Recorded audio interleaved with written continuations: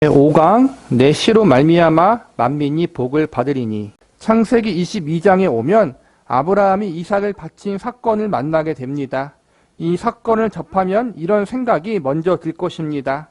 하나님으로부터 독자 이삭을 바치라는 명령을 받았을 때 아브라함은 어떻게 자기 아들을 바칠 수 있었을까? 대체 이 사람이 아버지 맞는가? 아니 그도 사람인가 하는 생각입니다. 이런 의문이 생기는 것은 당연합니다. 그런데 우리는 의아해하기보다 아브라함은 정말 남다른 믿음을 가졌구나 하고 감탄만 하기만 합니다. 쉽게 감탄하기 앞서 이 사건에서 떠올려야 할 중요한 질문이 있습니다. 도대체 하나님은 어떤 분위기에 이런 이상한 요구를 하시는가? 다른 요구도 아니고 어떻게 100세 얻은 자식을 바치라고 하시는가 하는 질문입니다. 하나님이 너무 기가 막힌 요구를 하시고 지나친 시험을 내셨다는 생각이 듭니다. 하지만 아무 이유 없이 이런 큰 사건이 등장하지 않습니다. 아주 중요한 의미가 있기에 하나님이 이런 요구를 하신 것입니다. 내 씨로 말미암아. 우선 살펴볼 것은 이 사건이 있고 나서 하나님이 아브라함에게 어떤 복을 내리셨는가 하는 점입니다. 이 복은 창세기 12장에 나온 복과 다릅니다. 이 점을 염두에 둔 채 먼저 12장 1절부터 봅시다. 여호와께서 아브라함에게 이르시되 너는 너의 고향과 친척과 아버지의 집을 떠나 내게 보여줄 땅으로 가라.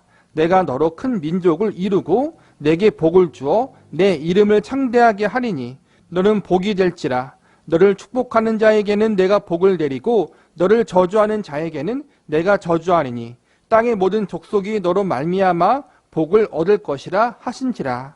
이어서 25장 15절 이하를 읽어봅시다. 여호와의 사자가 하늘에서부터 두 번째 아브라함을 불러 이르시되 여호와께서 이르시기를 내가 나를 가리켜 맹세하노니 내가 이같이 행하여 내 아들 내 독자도 아끼지 아니하였은즉 내가 내게 큰 복을 주고 내 씨가 크게 번성하여 하늘의 별과 같고 바닷가의 모래와 같게 하리니 내 씨가 그 대적의 성문을 차지하리라. 또 내 씨로 말미암아 천하 만민이 복을 받으리니 이는 내가 나의 말을 준행하였음이니라 하셨다 하니라. 두 본문이 모두 복을 언급하지만 차이점이 있습니다. 12장에는 씨에 대한 언급이 없는 반면 22장에는 씨에 대한 언급이 있습니다. 씨는 자손을 뜻하는데 이에 대한 언급이 중대한 차이를 빚어냅니다. 왜냐하면 이삭을 바친 사건은 이 씨로 말미암은 복과 관련이 있기 때문입니다. 창세기 22장의 핵심 내용은 18절에 들어있습니다. 또 내 씨로 말미암아 천하 만민이 복을 받으리니 이는 내가 나의 말을 준행하였음이니라. 여기서 눈여겨 보아야 할 대목은 내 씨로 말미암아입니다. 내 씨는 예수 그리스도를 가리키는데 곧 예수 그리스도로 말미암아 천하 만민이 복을 받아 모든 민족에게 신자들이 생겨날 것을 암시해주고 있습니다. 그래서 이 구절이 중요합니다. 한편 12장에는 씨에 대한 언급이 없습니다. 가나안을 향해 출발할 때 아브라함이 들은 약속은 아브라함 자신을 말미암은 복에 대한 내용뿐이었습니다. 땅의 모든 족속이 너로 말미암아 복을 얻을 것이다 라는 약속을 들은 아브라함은 자기로 말미암아 땅의 모든 족속에게 복이 주어질 것이라고만 알고 있었습니다. 그런데 22장에 이르자 내가 내게 약속한 복은 내 씨로 말미암아 이루어진다 하는 데까지 밝혀집니다. 하나님이 창세기 12장에서 아브라함을 처음 불렀을 때 그로 말미암아 많은 사람들이 많은 민족이 복을 얻게 될 것이다라고 그렇게 미리 알려주시고 약속을 하셔요. 다시 시간이 지나서 창세기 22장 처음 불렀던 후부터 한참의 시간이 지나 아브라함이 이삭을 바치는 그 사건 속에서 다시 한번 하나님이 또 약속을 하시는데 똑같이 처음 창세기 12장에서 약속하신 내용과 비슷한 것 같지만 차이점이 있다면 처음 불렀을 때에는 씨에 대한 언급이 없는데 지금 이삭을 바친 사건 이후에 하나님이 복을 주신다고 이야기할 때는 씨가 들어갔다는 거예요. 여기서 씨란 결국에는 아브라함의 후손을 통해서 오실 예수 그리스도를 의미하는 거거든요. 이삭을 바친 사건이 단순히 아브라함의 믿음만 시험하는 사건으로 끝나는 것이 아니라 하나님이 이 사건을 통해서 아브라함의 자손을 통해서 하나님이 메시아를 보내주실 것을 미리 알려주시고 암시해 주시는 그러한 사건이라는 거예요. 메시로 말미암아라는 문구의 중요성은 갈라디아서에 오면 확인됩니다. 갈라디아서 3장 16절을 봅시다. 이 약속들은 아브라함과 그 자손에게 말씀하신 것인데 여럿을 가리켜 그 자손들이라 하지 아니하시고 오직 한 사람을 가리켜 내 자손이라 하셨으니 곧 그리스도라. 하나님이 아브라함에게 주신 약속의 분명한 의미가 이 구절로 말미암아 비로소 드러납니다. 하나님이 아브라함에게 줄곧 약속해 오신 내용을 살펴보면 이렇습니다. 내가 이 땅을 너와 내 자손에게 주리라. 내 자손은 하늘의 별과 같고 바다의 모래 같으리니 아브라함은 많은 수의 자손을 얻게 될 것이며 그 후손들은 가나안 땅에서 살게 될 것이라는 약속입니다. 약속이 의미하는 바를 좀 더 정확히 드러내려면 자손보다는 자손들이라 표현했어야 좋을 것입니다. 그런데 갈라디아에서는 하나님이 아브라함에게 복을 약속하실 때 자손들이 아니라 자손이라고만 언급하셨음을 강조하며 내 자손이라 일컬어진 그 한 사람은 예수 그리스도라고 밝히고 있습니다.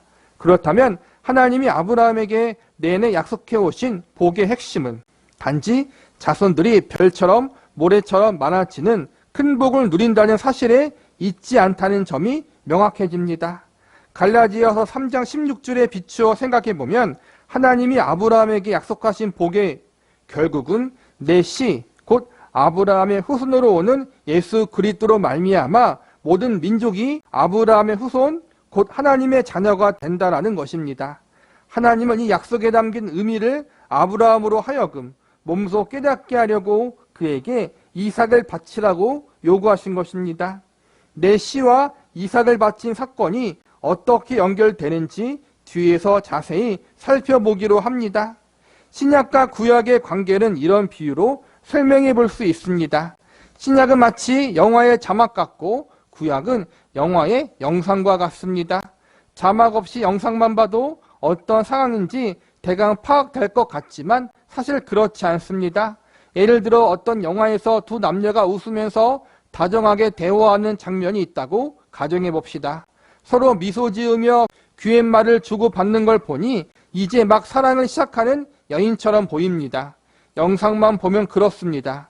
하지만 자막과 함께 보니 상황은 완전히 딴판입니다. 자막은 이렇습니다.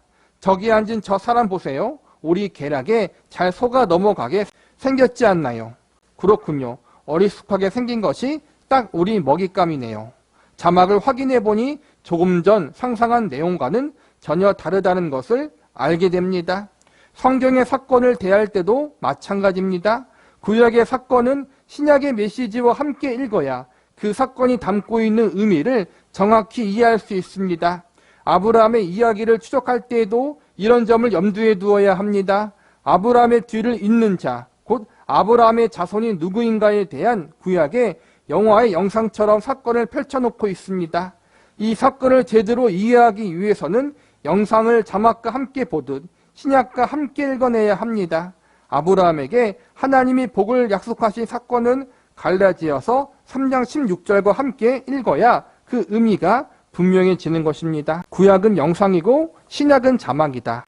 구약은 하나님이 앞으로 어떻게 해서 죄인된 인류를 구원하실 것인지, 어떻게 메시아를 보내실 것인지, 그 메시아가 어떻게 구속의 사역을 이루실 것인지, 구약은 앞으로 오실 예수님에 대한 예언, 그리고 신약은 이미 오신 예수님, 성취하신 예수님, 약속의 성취에 대한 부분이 기록되어 있잖아요. 그래서 우리는 구약 한쪽만 보곤 다 하나님의 구속의 사역, 언약의 사역을 다 이해할 수 없어요. 늘 구약은 신약의 관점으로 이미 이루어진 예수 그리스도의 언약과 대속의 사건을 중심으로 구약을 바라봐야지 이해할 수 있다는 거예요.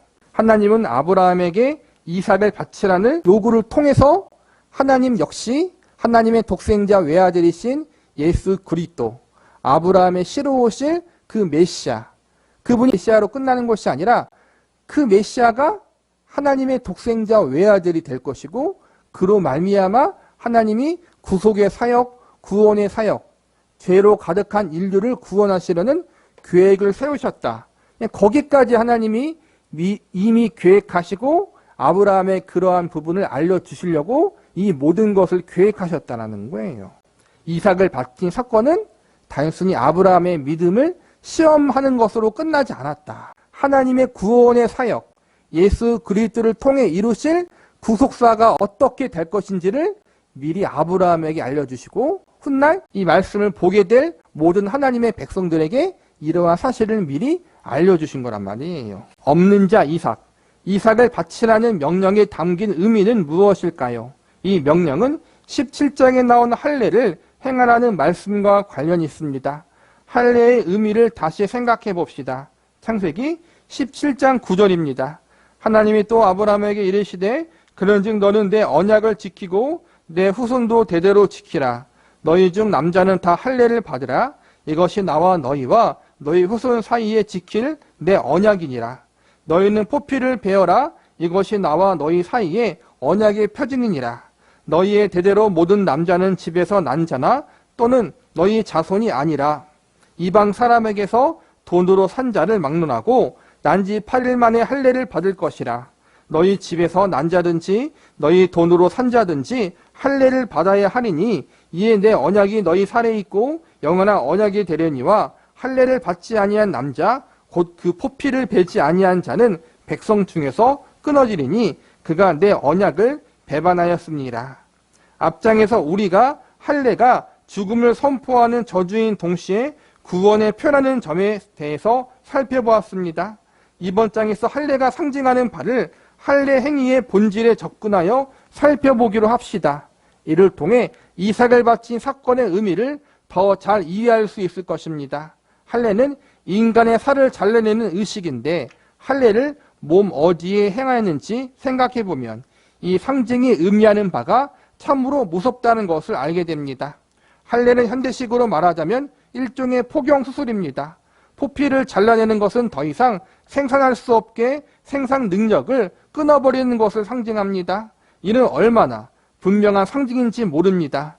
여기서 우리는 하나님이 아브라함에게 할례를 명하신 이유를 짐작해 볼 수 있게 됩니다.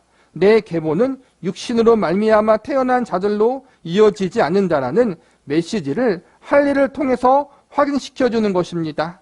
하나님과 그 백성의 관계는 육신으로 말미암은 관계가 아님을 가장 분명하게 상징해 주는 것이 바로 할례입니다. 할례가 남자의 생식기에 포피살을 베어내는 것인데 그 속에 담겨 있는 것은 단순히 포피만 비어내는 것이 아니라 포피를 비어낸다는 것은 아예 남자의 생식기를 잘라낸다라는 상징이 있다는 거예요. 그걸 통해서 이제는 육신적인 자손으로 말미암아 하나님의 백성이 이어지는 것이 아니라는 거예요. 표피를 잘랐으니까 생식기를 잘랐으니까 더 이상 생명을 잉태할 수 없는 생명을 낳을 수 없는 존재들이 된 거예요. 하나님의 백성들은. 그럼에도 불구하고 이제는 육신이 아니라 하나님의 은혜로 말미암아 하나님의 언약으로 말미암아 새로운 백성들이 생겨나게 되고 그 백성들이 이제는 하나님의 백성의 대를 잇게 된다. 하나님의 백성은 육신으로 말미암은 것이 아니라 하나님의 은혜로 말미암아 태어나고 이어진다. 그것을 할례라는 행위를 통해서 미리 알려주는 거란 말이에요. 하나님이. 구원의 방법이 무엇인지, 하나님 백성이 되는 방법이 무엇인지. 그리고 또 하나, 아브라함은 할례를 통해서 자신은 생명을 낳을 수 없는 존재인 걸 알게 하시고, 이삭은 자기 자신의 노력으로 얻은 자식이 아니라 죽은 자와 같은 나에게 하나님이 은혜로 주신 자식이다. 하나님이 주신 것이다. 즉 상징적으로 말하자면 내 자식이 아니라 하나님의 자식이다. 그런 의미가 들어있어요. 그래서 아브라함이 이삭을 바친 사건을 통해서 내 육신의 자식을 주는 것이 아니라 바치는 것이 아니라 하나님이 주신 은혜의 자식, 하나님의 자식을 하나님께 도로 돌려드린다. 그런 믿음도 함께 포함되어 있는 거예요.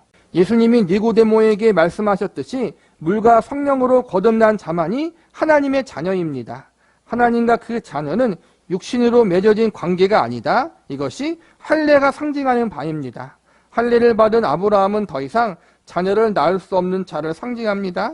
그럼 그가 이삭을 낳았습니다. 그러면 이삭은 있는 것일까요? 없는 것일까요? 이삭은 없는 자입니다. 이삭은 육신의 차원에서 아브라함의 자손이 아닌 것입니다. 여기서 우리는 하나님이 아브라함에게 너는 내 독자를 나에게 바쳐라 라고 하신 명령을 이해할 수 있습니다. 이 명령에 담긴 1차 의미는 이삭은 너가 만든 자식이 아니다. 이삭은 너가 낳지 않았다. 그러니 이삭은 없는 자다라는 것입니다. 이를 아브라함으로 깨닫게 하려고 일찍이 할례를 명하신 것입니다. 이처럼 할례가 지닌 상징이 이삭을 바친 사건에서 분명히 드러납니다. 이삭은 아브라함이 낳지 않았습니다. 이삭은 하나님이 주신 자입니다. 하나님이 주신 자를 하나님이 달라고 하시는데 드리지 못할 이유가 있겠습니까? 아브라함이 자기 힘으로 이삭을 얻었다면 하나님이 이삭을 요구하셨을 때 불평과 원망이 있었을 것입니다. 하지만 이삭은 아브라함이 낳지 않았음을 할례가 분명히 말해주고 있습니다. 이삭은 낳은 것은 아브라함이 아닙니다. 그리고 이삭도 할례를 받습니다. 이삭도 후손을 낳을 수 없는 자가 된 것입니다. 이삭은 원래 없는 자여서 자기 힘으로 자식을 낳을 수 없는 존재입니다. 이처럼 이삭은 부모가 낳지 않은 존재, 인간의 힘으로 얻을 수 없는 존재, 원래 없는 존재를 상징합니다. 그러니까 이삭은 태어날 수 없는 존재였다는 거예요. 그리고 이삭의 후손들도 마찬가지겠죠. 이스마엘도 마찬가지고 야곱도 마찬가지고 이삭도 할례를 받았으니 그 자식들도 원래 낳을 수 없는 존재. 아브라함이 이삭을 낳은 게 맞아요. 그런데 상징적으로 은혜의 자식이라는 거예요. 할례를 통해서 아브라함 이후에 할례를 받은 모든 하나님의 백성은 이걸 인식해야 돼요. 나의 자식은 은혜로 낳은 자식이다. 하나님이 주신 자식이다. 이것은 궁극적으로 육신을 통해서 하나님의 백성이 이어지는 것이 아니라 하나님의 은혜와 언약을 통해서 하나님의 백성들이 생겨나게 되고 이어지게 된다. 그리고 이는 궁극적으로 예수 그리스도 안에서 하나님의 백성들이 온 세상, 온 민족 안에서 생겨나게 될 것이다라는 것을 알려주고 있다는 거예요. 우리는 다 죽은 자, 죄인입니다. 그런데 우리가 살아있습니다. 성경이 말씀하는 대로 거듭났기 때문입니다. 우리는 육적 존재, 곧 육신의 후손이 아닙니다. 할례 사건을 통하여 아브라함도 이삭도 육신의 차원으로는 이해될 수 없는 존재라는 것을 알게 됩니다. 이삭이 아브라함의 후손인 것은 육적 차원이 아닌 영적 차원의 후손이라는 말입니다. 그는 하나님 안에서 태어난 자입니다. 이삭이 아브라함의 육신의 아들이기 때문에 하나님의 백성이 된 것이 아니라는 거예요. 상징적으로. 야곱도 마찬가지고 이삭이 낳았기 때문에 야곱이 하나님의 백성이 된 것이 아니고 그 후에도 마찬가지. 다 할례를 받았잖아요. 은혜의 자식들, 은혜의 자손들이라는 거예요. 모두가. 할례를 통하여 드러난 사실은 무엇입니까? 육신의 차원에서는 아브라함도 이삭도 더 존재할 가치가 없는 자, 존재 자체가 아예 없는 자라는 사실입니다. 이런 차원에서 보면 하나님이 아브라함에게 이삭을 바치라고 한 의미를 비로소 이해할 수 있습니다. 이삭을 바치라고 하신 명령에는 아들 이삭이든 아브라함 자신이든 하나님이 아니고서 있을 수 없는 존재라는 사실이 전제되어 있는 것입니다. 두 사람 다 살아있을 수 없는 자들이었습니다. 성경이 이 사건을 얼마나 일관성 있게 이야기하는지 봅시다. 로마서 4장 17절입니다. 기록된 바 내가 너를 많은 민족의 조상으로 세웠다 하심과 같으니 그가 믿은 바 하나님은 죽은 자를 살리시며 없는 것을 있는 것으로 부르시는 이시니라. 아브라함이 바랄 수 없는 중에 바라고 믿었으니 이는 내 후손이 이같으리라 하신 말씀대로 많은 민족의 조상이 되게 하려 하심이라. 그가 100세나 되어 자기 몸이 죽은 것 같고 사라의 태가 죽은 것 같음을 알고도 믿음이 약하여지지 아니하고 18절에 나온 많은 민족의 조상이 되게 하려 하심이라라는 말에는 참으로 깊은 의미가 담겨 있습니다. 또한 19절에 그가 100세나 되어 자기 몸이 죽은 것 같고 사라의 태가 죽은 것 같음을 알고도 라는 표현은 무서울지만치 정확한 설명입니다.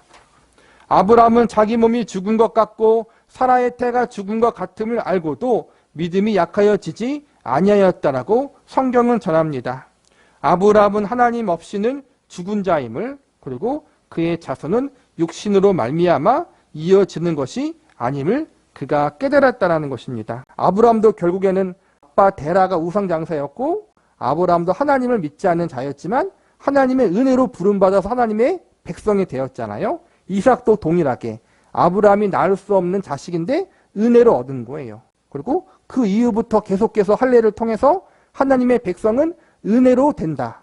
은혜를 얻은 자식들이기 때문에 은혜로 하나님 백성이 된다는 것을 계속 알려주는 거란 말이에요. 또 할례를 통해서 우리가 배우는 것은 하나님의 백성은 은혜로 되는 것이고 동시에 인간은 죄로 인해서 죽은 자와 같은 존재다. 이것도 함께 알려주는 거란 말이에요. 모든 결론이 뭐예요? 할례를 통해서 또 이삭 사건을 통해서 인간은 생명을 잉태할 수 없는 죽은 자이다. 그리고 하나님의 백성은 은혜로 되어지는 것이다. 그리고 그 중심에는 하나님이 예비하신 예수 그리스도로 통하여 모든 게 이루어진다는 거예요.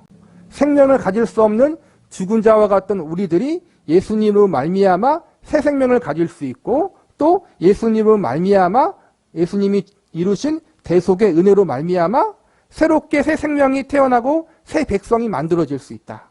그것을 미리 지금 상징하고 있다는 거예요. 그러니까 이 이삭 사건 속에서 하나님이 이것을 이미 계획해 놓으시고 알려주고 있다는 거예요. 물론 뒤에도 배우겠지만 아직까지 아브라함이 또 구약의 백성들은 우리와 같이 이 모든 사건을 깊이 알지는 못하지만 하나님이 이 사건을 통해서 그래도 어렴풋이 하나님이 예비하신 메시아와 대속자를 통해서 이 일을 이루실 것이다. 하나님의 백성들을 만들 것이다. 죄인들을 구원하실 것이다.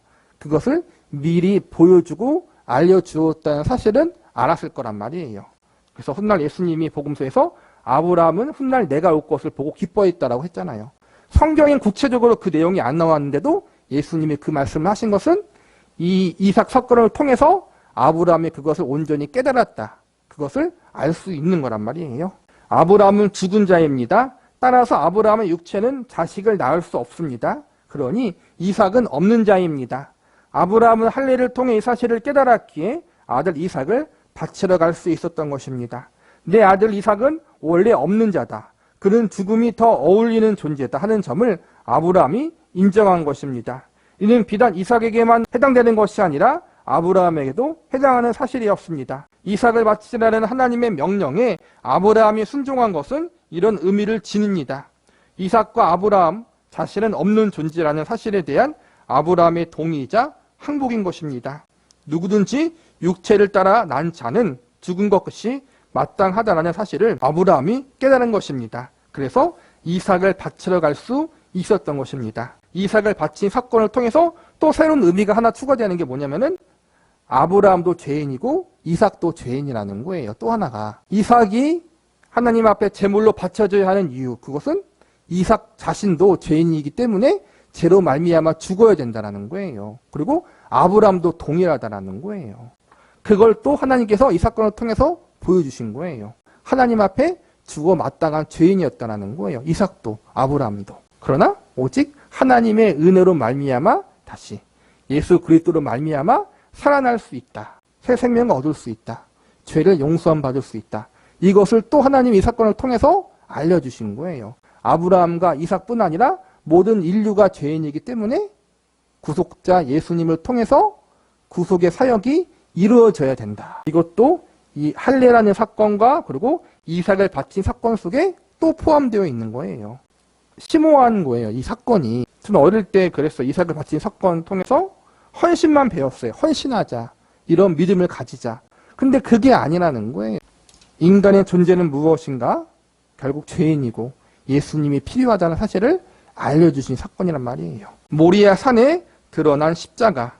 하나님의 명령을 들은 아브라함은 이삭을 데리고 모리아 산으로 가서 그를 제물로 드리려고 합니다. 그 다음은 어떻게 하면 됩니까? 하나님은 아브라함에게 아브라함아 이삭에게 손대지 말아라. 그 아이에게 아무 일도 말아라. 내가 나의 경외하는 줄 이제 알았다라고 말씀하십니다. 이 말을 듣고 아브라함이 주위를 살펴보니 수량이 수풀에 걸려있는 것이 눈에 띕니다. 이삭을 대신하는 제물이 미리 준비되어 있었던 것입니다. 이 장면에서 우리는 구속의 원리가 펼쳐진 그림을 바라보는 감격을 맛보게 됩니다.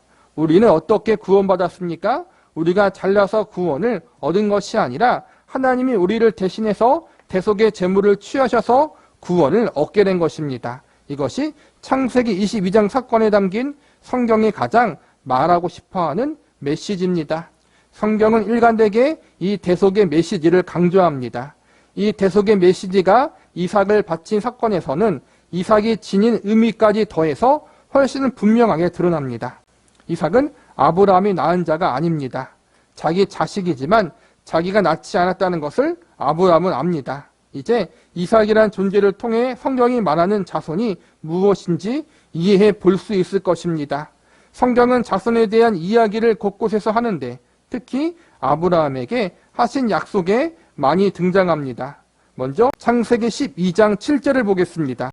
여호와께서 아브라함에게 나타나 이르시되 내가 이 땅을 내 자손에게 주리라 하신지라 자기에게 나타나시는 여호와께 그가 그곳에서 제단을 쌓고 하나님이 가나안 땅을 주겠다고 약속하신 장면입니다. 앞서 살펴보았듯이 갈라디아서 3장 16절은 약속이 미치는 대상이 내 자손들이 아닌 내 자손으로 되어 있다는 점을 강조하고 있습니다. 복수가 아닌 단수로 되어 있다는 점을 주목하는 것입니다. 한편 창세기 12장 7절에 보면 내가 이 땅을 내 자손에게 주리라라는 말씀이 나오는데 하나님이 이 땅을 내 자손에게 주리라라고 하시고 아브라함은 언급하지 않습니다. 하나님이 아브라함더러 그의 고향과 친척과 아버지의 집을 떠나 가나안으로 가라고 명령하시고서도 그에게는 이 땅을 주지 않으시려는 것 같습니다. 하지만 다른 구절에서도 아브라함도 언급되어 있습니다. 13장 15절을 봅시다. 보이는 땅을 내가 너와 내 자손에게 주리니 영원히 이르리라. 여기서는 너와 내 자손이라고 되어 있습니다. 계속해서 17장 8절을 봅시다.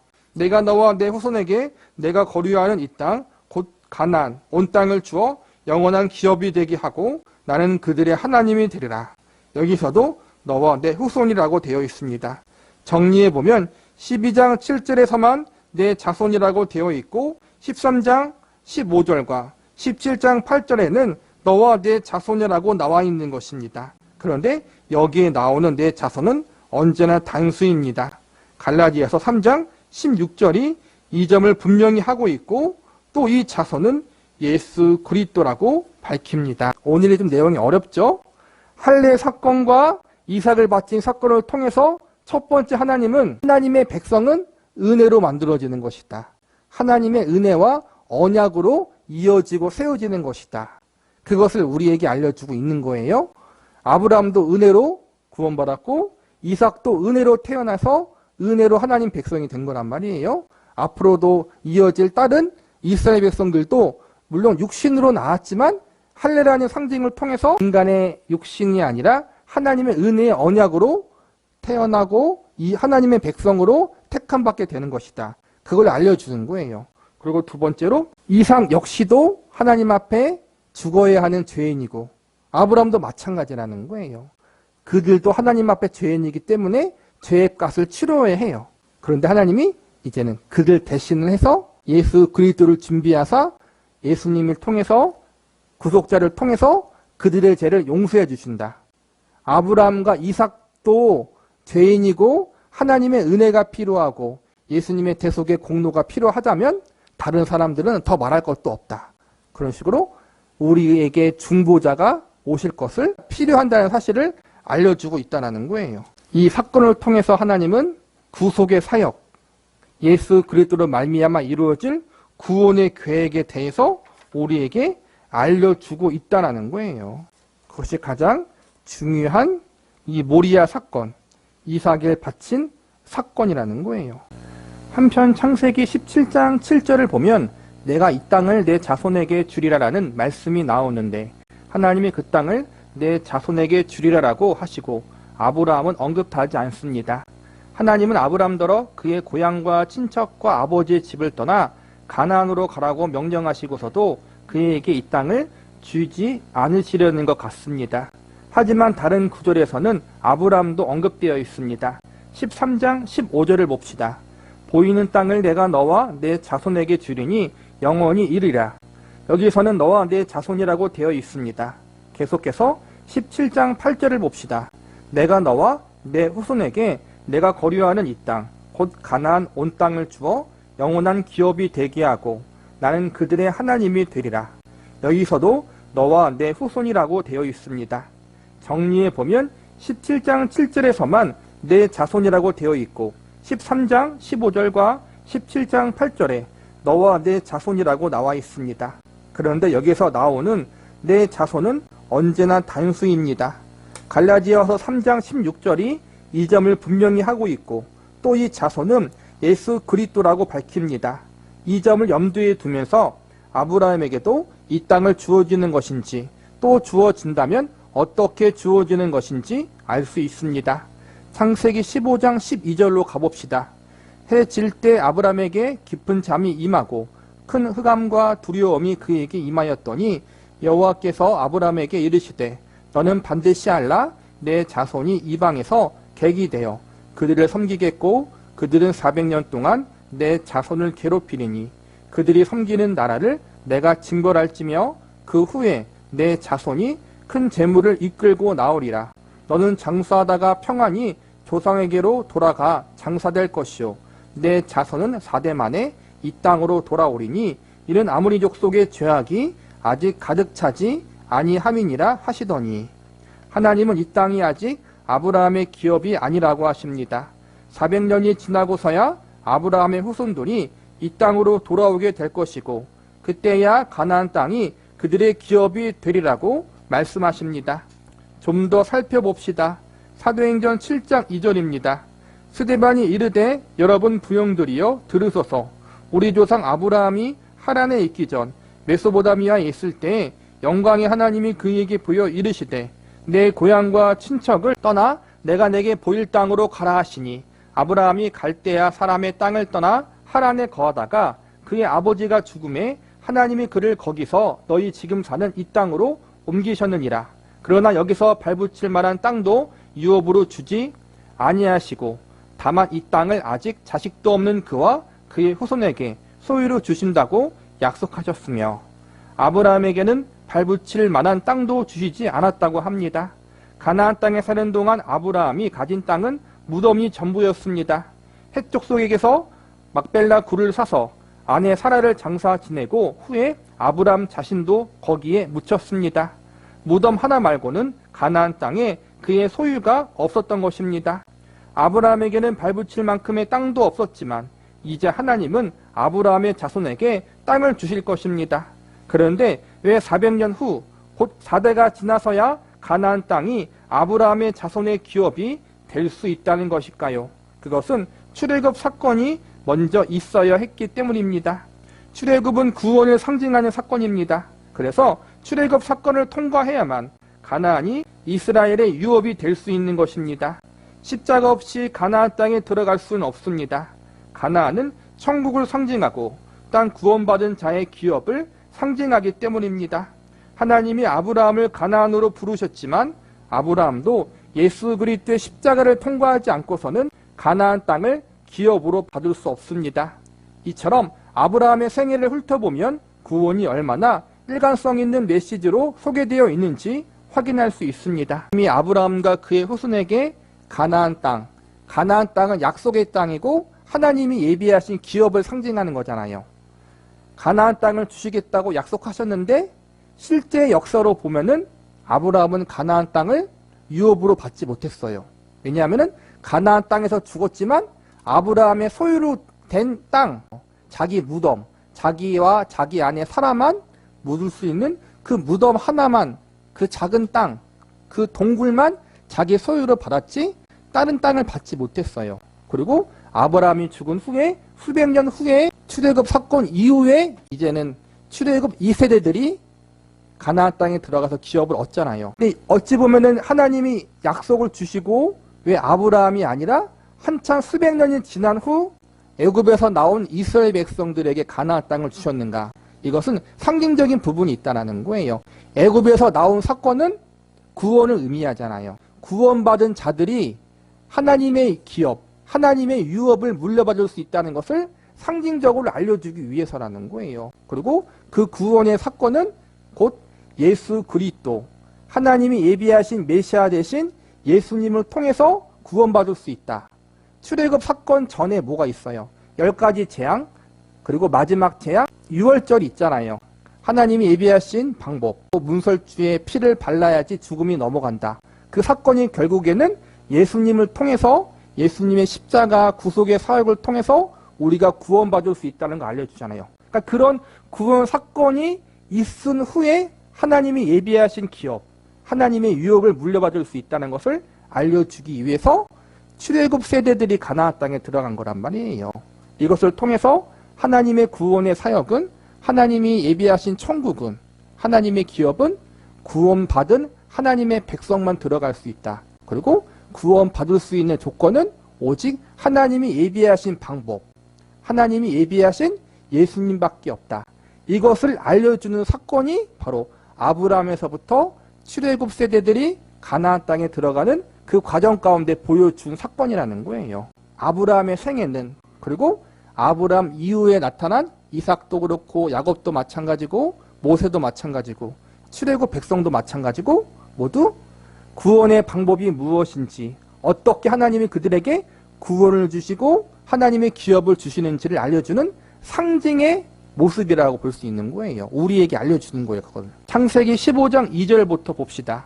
아브라함이 이르되 주 여호와여 무엇을 내게 주시려 하나이까? 나는 자식이 없사오니 나의 상속자는 이 다메섹 사람 엘리에셀이니이다. 아브라함이 또 이르되 주께서 내게 실을 주지 아니하셨으니 내 집에서 길린 자가 내 상속자가 될 것이니이다.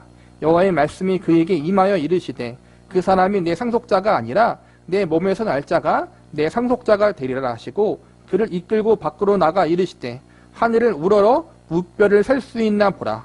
또 그에게 이르시되 내 자손이 이와 같으리라. 아브라함이 여호와를 믿음이 여호와께서 이를 그의 의로 여기시고, 가장 중요한 구원의 사건이 여기 담겨 있습니다. 왜 하필 이 시점에 하나님이 아브라함을 의롭다 여기셨을까요? 여기에 비로소 시, 곧 상속자가 거론되기 때문입니다. 갈라디아서 3장 16절에서 보듯 이 시는 예수 그리스도를 가리킵니다. 이를 통해 아브라함이 어떻게 구원을 얻을 수 있었는지 밝혀집니다. 아브라함은 하나님을 믿었기 때문에 구원 얻은 것이 아니었습니다. 이 시, 곧 예수 그리스도로 말미암아 구원받은 것입니다. 하나님은 아브라함을 부르셨습니다. 하나님이 아브라함을 부르신 것은 그를 향한 당신의 목적이 있었기 때문입니다. 이것이 기독교가 말하는 하나님의 예정입니다. 하나님은 일단 어떤 일을 시작하시고 나서 이후 문제가 생기면 그때그때 수정하고 때우는 식으로 일하지 않습니다. 예정은 하나님이 목적과 계획을 갖고 일하신다고 말하는 교리입니다. 그렇다고 이 교리는 우리가 어떤 고정된 프로그램에 갇혀 조종되고 있다는 이야기는 아닙니다. 하나님에게는 아브라함을 부르신 목적이 있었습니다. 그 목적은 가나안 땅을 그에게 기업으로 주시는 것인데, 이는 신약식으로 표현하면 구원입니다. 하나님은 당신을 모르고 살던 아브라함에게 간섭하셔서 갈대아 우르를 떠나게 하여 가나안 땅 곧 구원을 주려고 하셨습니다. 우리에게 익숙한 방식으로 표현하자면 신자가 되게, 의인이 되게, 하나님의 자녀가 되게 하려고 부르신 것입니다. 하나님에게는 그렇게 할 수 있는 능력과 해결책이 있기 때문에 이 일을 시작하신 것입니다.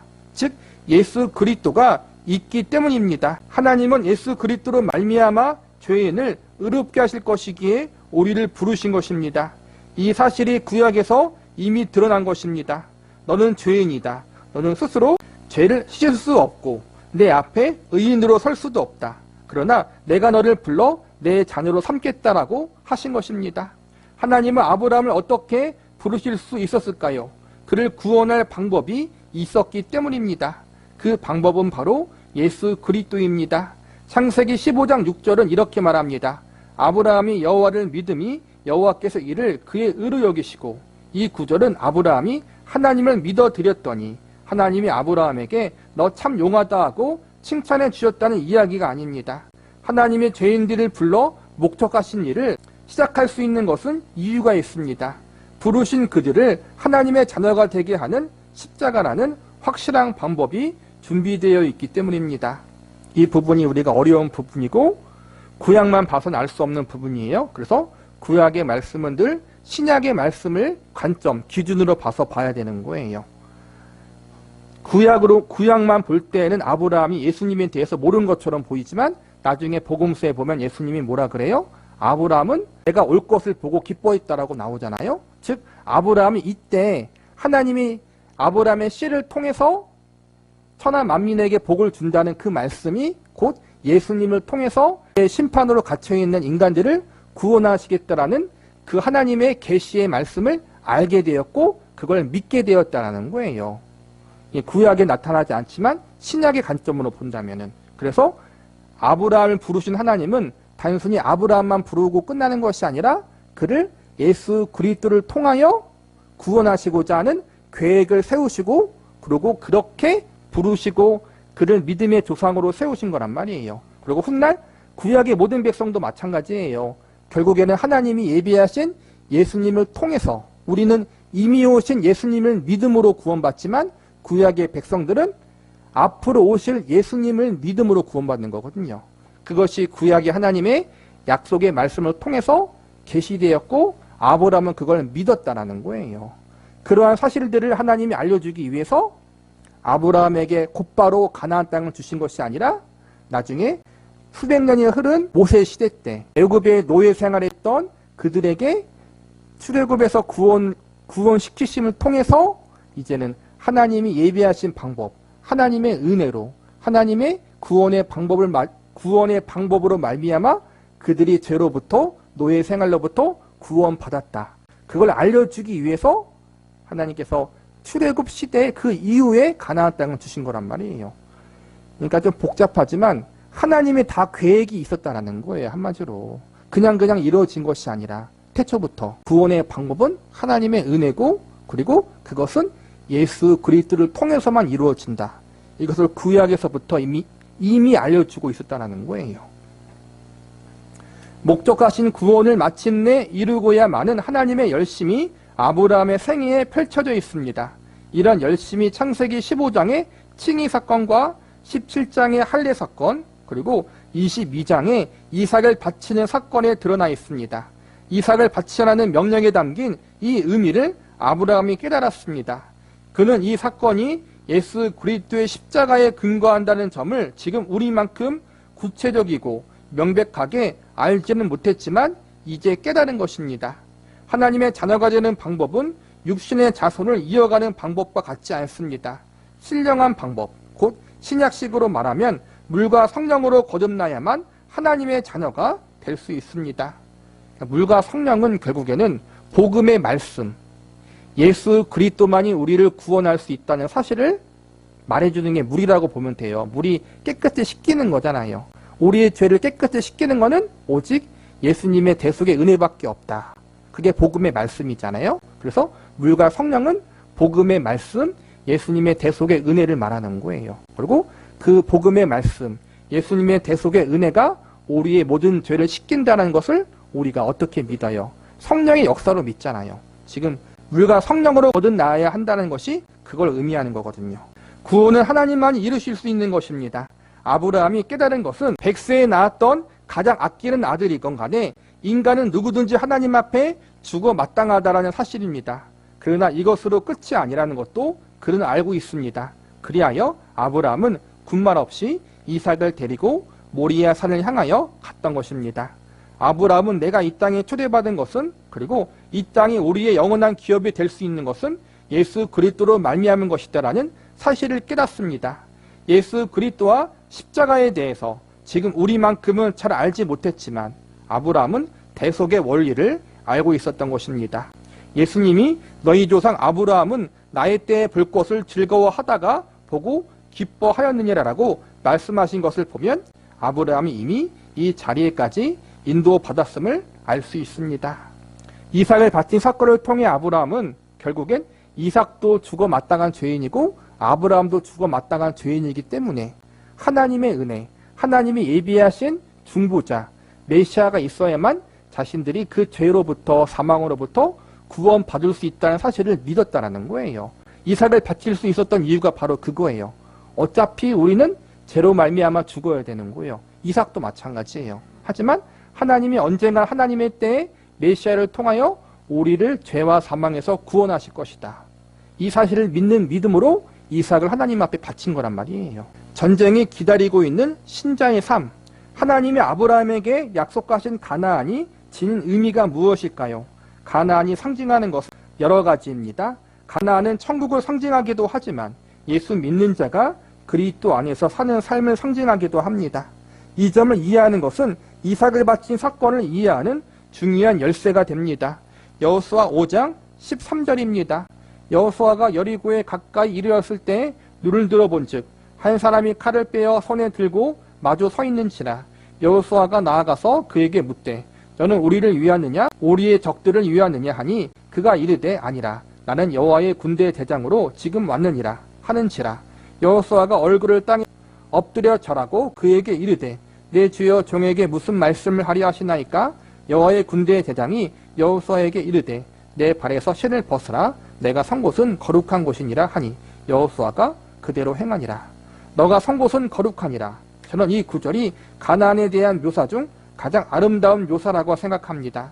가나안에 대해 생각할 때 기억해야 할 중요한 사실은 바로 이것입니다. 성경에서 가나안은 젖과 꿀이 흐르는 땅이라고 소개되지만 이스라엘 백성들이 가나안에 들어가서 맛본 것은 평화가 아니라 전쟁이었습니다. 들어가자마자 전쟁을 해야 했습니다. 여리고성을 무너뜨려야 했고 아이성 전투가 기다리고 있었습니다. 여호수아는 출애굽한 이스라엘 백성과 함께 평생 싸워야 했던 것입니다. 예수를 믿고 나면 즉시 천사 같은 존재가 되어 바로 천국 같은 삶이 펼쳐질 것이라고 기대했습니까? 우리가 하나님의 사람으로 살고자 할 때 맨 처음 만난 것은 여리고성을 무너뜨리고 아이성을 정복해야 하는 전쟁 같은 삶입니다. 젖과 꿀이 흐르는 가나안인데도 전쟁이 기다리고 있습니다. 바로 육신과의 전쟁입니다. 그 땅을 점거하여 살고 있는 육신을 몰아내는 싸움을 해야 합니다. 구습을 쫓는 애쓰람을 벗어버리는 전쟁이 필요한 것입니다. 가나안에 들어가면 이 전쟁을 해야 합니다. 이 전쟁을 성령님이 지휘하십니다. 그러니까 가나안 땅이 의미하는 게 크게 두 가지라는 거예요. 이제는 출애굽 때까지만 해도 가나안 땅은 약속의 땅이고 그곳은 천국을 상징해요. 그런데 출애굽 이후부터는 이제 여호수아기부터는 그곳이 천국이라기보다는 다른 의미. 하나님의 백성이 구원받았는데 그 구원받은 인생 가운데 하나님 백성답게 살아가는 삶을 의미해요. 거기서는 가나안 땅에는 전쟁이 있잖아요. 구원받은 자로서 하나님 백성으로서 합당하게 살기 위해서는 믿음의 선한 싸움을 싸워 나가야 된다는 거예요. 죄와 싸우고 우리를 미혹하는 세력과 싸우고. 그래서 이제는 출애굽까지는 가나안이 천국을 상징하지만 그 이후부터는 구원받은 신자가 삶 가운데 믿음의 선한 싸움을 싸워 나가는 그러한 삶의 과정도 의미해요. 그 두 가지가 있어요. 그래서 무조건 가나안은 천국이다 그렇게만 보면 안 돼요. 두 가지 의미가 있다. 다시 본문으로 가봅시다. 여호수아가 여리고에 가까이 이르렀을 때 어떤 사람이 칼을 빼들고 여호수아 앞에 서 있습니다. 여호수아가 그의 정체를 묻자 이렇게 답합니다. 나는 여호와의 군대 대장으로 지금 여기에 왔느니라. 지금 여기 가나안 땅을 가리켜 자기는 이 땅에서 전쟁할 군대 대장으로 왔다는 것입니다. 가나안 땅인데 전쟁이 전제되어 있는 것입니다. 이런 전쟁은 애굽이나 광야에서는 일어나지 않았던 전쟁입니다. 하나님이 모세를 불러 하신 명령은 너는 내 백성을 애굽에서 꺼내어 젖과 꿀이 흐르는 땅 가나안으로 들어가게 하라는 것입니다. 이것이 출애굽 사건이 담긴 하나님의 계획입니다. 애굽에서 빠져나온 일만을 출애굽 사건의 전부라고 생각하면 출애굽에 대해 아직 절반밖에 모르는 것입니다. 가나안까지 들어가야 출애굽이 완성됩니다. 그런데 가나안에 들어갔다고 해서 곧바로 젖과 꿀이 맛볼 수 있는 것이라고 생각하지 마십시오. 물론 하나님은 우리의 주인이자 보호자이십니다. 하지만 우리가 가나안에서 해야 하는 것은 전쟁입니다. 공중의 권세 잡은 자와 싸워야 하는 영적 전투, 곧 성전이 우리를 기다리고 있습니다. 신자들이 종종 오해하는 대목입니다. 창세기 22장은 아브라함이 바로 이런 싸움을 해야 했음을 보여줍니다. 아브라함은 이삭을 낳아 영적 자손을 얻었음에도 그를 기다리고 있었던 것은 평탄한 삶이 아니라 아들 이삭을 바쳐야 했던 전쟁 같은 갈등이었던 것입니다. 우리는 이미와 아직 사이에 살고 있어요. 이미는 뭐냐? 이미 예수님이 이 땅에 오셔서 대속의 사역을 이루셨어요. 그래서 그 예수님을 믿는 자마다 하나님의 자녀가 되는 권세를 받아요. 그래서 하나님의 자녀가 되어서 성령님이 우리의 마음 가운데 우리 가운데 거하심으로 성령님과 동행하는 삶을 살 수 있어요. 그러므로 하나님의 다스림과 통참을 받는 그러한 삶을 살 수 있어요. 천국이란 개념이 첫 번째로 하나님의 통치와 다스리심이 있는 곳이잖아요. 또 우리는 지금 천국에서 살고 있는 거예요. 영적으로. 그런데 아직 예수님은 재림하지 않으셨어요. 하늘로 올라가신 예수님은 다시 재림하실 거예요. 그 재림하실 때 하나님이 이 땅에 완전한 천국, 새로운 세상을 만드실 거예요.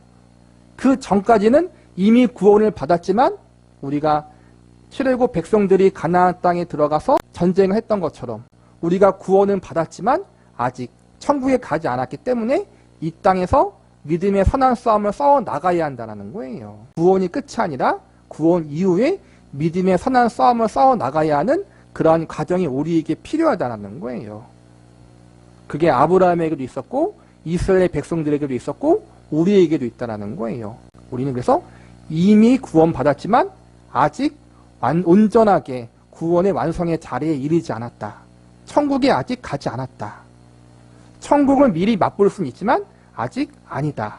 이 사실을 기억하면서 이미와 아직 사이에서 갈등하고 그리고 믿음의 싸움을 싸워 나가는 그러한 과정과 시간을 반드시 지나가야 한다는 거예요. 마침내 우리가 다다를 자리, 이삭을 바친 사건이 주는 또 하나의 메시지가 있습니다.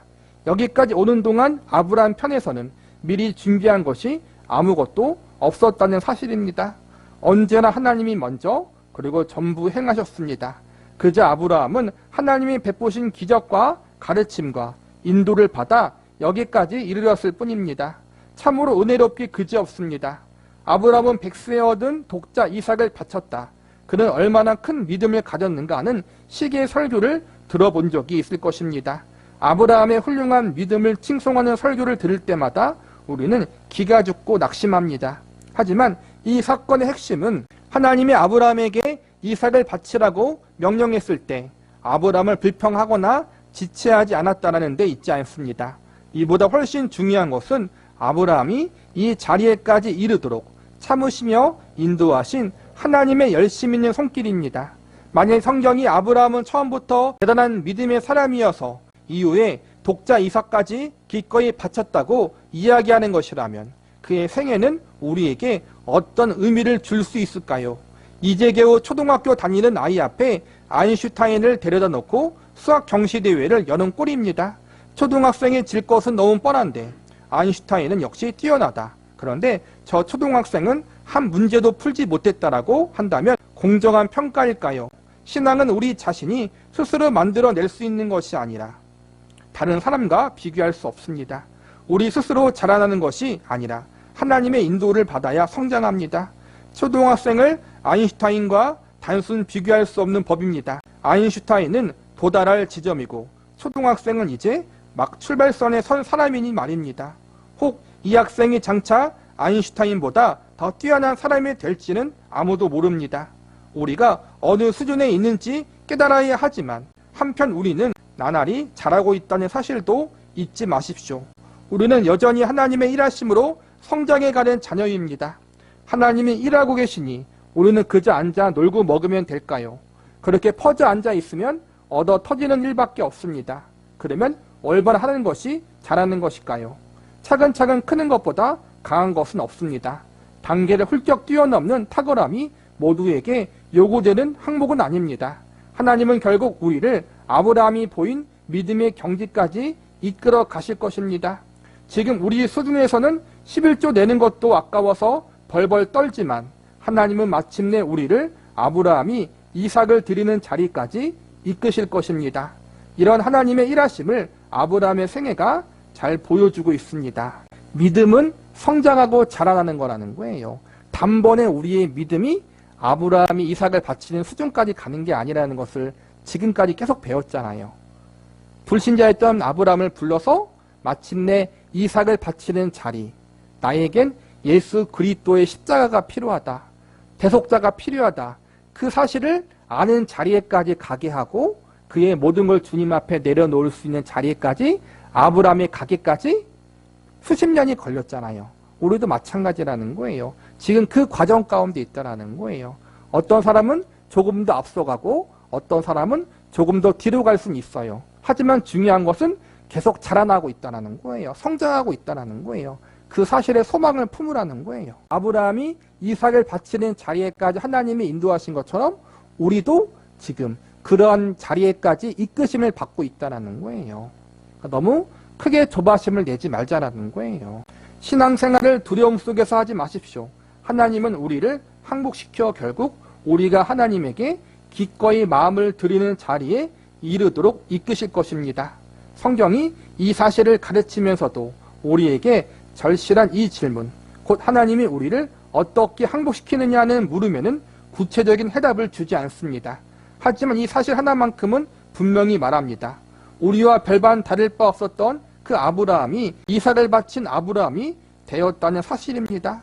우리와 조금도 다르지 않던 아브라함이 아들을 바치라고 하신 하나님의 명령이 기꺼이 내놓을 수 있는 자리에 이르렀다는 사실을 보며 우리는 하나님은 그토록 대단하신 분이구나 하고 깨닫게 됩니다. 하나님의 열심히 이루어낸 일입니다.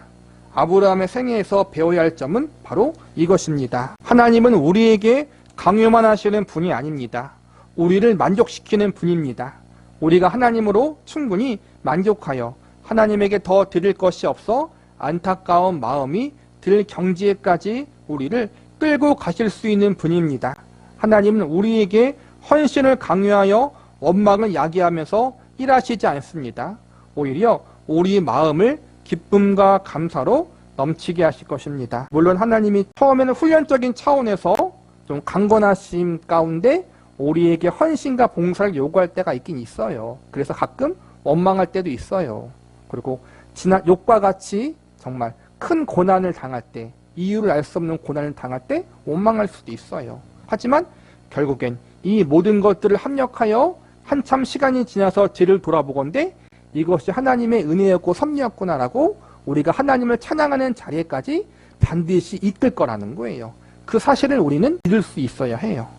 그래서 마침내 우리 인생의 마지막 하나님의 때에 우리는 우리가 경험한 모든 것들, 실패일 수도 있고 넘어짐일 수도 있고 아픔일 수도 있지만 그 모든 것들을 통해서 하나님을 더 알아가고 하나님을 더 사랑하고 하나님을 닮아가게 될 것이고 그것을 통해서 하나님께 감사하고 감격하고 기뻐하고 즐거워하게 될 거라는 거예요. 강압적으로 다 바쳐라, 그게 아니에요.